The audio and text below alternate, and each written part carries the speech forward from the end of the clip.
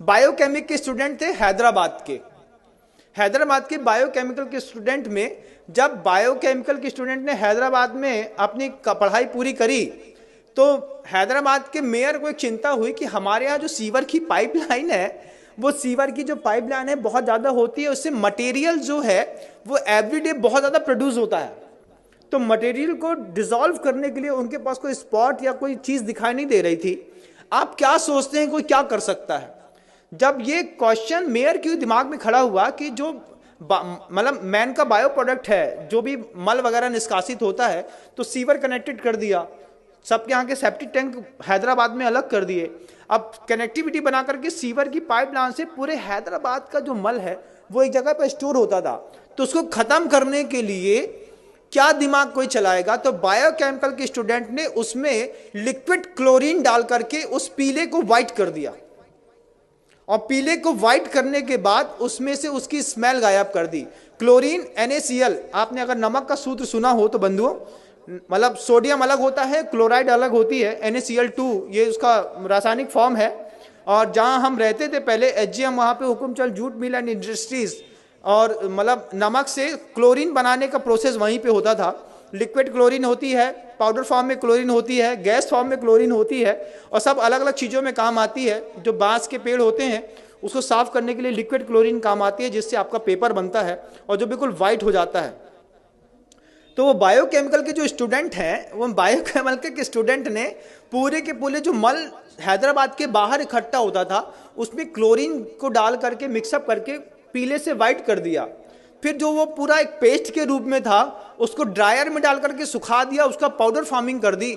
और सबसे बड़ी बात तो ये है कि कानपुर की गुटखा फैक्ट्रियों में बेच करके बड़ी बड़ी कंपनियों के गुटकों में पैक होकर के वो मल लोगों को पाउच में अंदर तक खिला दिया। ये ज्ञान के दुरुपयोग का युग है बंधुओं। आपको आश्चर्य होगा, लगता है ना कि हम जिस कंपनी का गुटखा खाते हैं ये तो बहुत फ्रेश है और बढ़िया है। जब आपको पता चले कि बायोकेमिक के स्टूडेंट की इतनी बड़ी करामात है कि उसने पूरे के पूरे मानव के बायो प्रोडक्ट को क्लोरीन डाल करके उसकी स्मेल हटा करके और उसको गुटके में मिला करके उसमें फ्रेग्रेंस मिला दिया। फ्रेग्रेंस का कारोबार कितना बड़ा है कभी आप सोच भी नहीं सकते, कुछ नहीं सोच सकते। और आपको तो खुलते ही साथ ही खुशबू आती है, एक तेज स्मेल। आप किसी भी कंपनी के गुटके को 5 मिनट के लिए एक पानी में डाल दीजिए, थोड़ी देर उसको हाथ से मसल के देखिए, फिर आपको पता चलेगा, जब इसकी स्मेल हट जाएगी फिर उसको खा के देखिए, तब पता चलेगा कि हम अपने मुंह में क्या खाते हैं।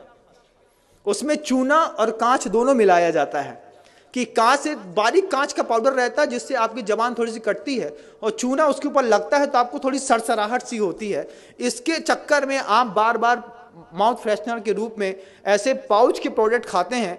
बायोकेमिक के स्टूडेंट ने पूरा का पूरा मानव मल उठा करके पाउचों में पैक करके कानपुर की गुटखा फैक्ट्री में जा करके एक बार ऑब्जर्वेशन तो करिए बंधुओं, तब समझ में आएगा ये गुटखा खाने वाले लोग सुबह सुबह मानव का मल खा करके अपनी जिंदगी की शुरुआत करते हैं। ये बायोकेमिक के स्टूडेंट का कमाल है। हड्डियों का ढेर मिलता है, दुनिया भर की चीजें मिलती हैं। स्मॉल स्केल इंडस्ट्रीज, 3 शब्द याद रखिएगा। क्या? स्मॉल स्केल इंडस्ट्रीज, ये 3 शब्द याद रखेंगे तब आपको पता चलेगा कि स्मॉल स्केल इंडस्ट्रीज के चक्कर में कैसे यूरिया से, साबुन से, शैम्पू से दूध बनाते हैं, कैसे सड़ी हुई चीज़ों से अच्छी पिज़्ज़ा बर्गर बनाते हैं और आपको खिलाते हैं। जो हमारे यहाँ का व्यंजन ही नहीं था वो सब हम आप खा रहे हैं, सब कुछ कर रहे हैं।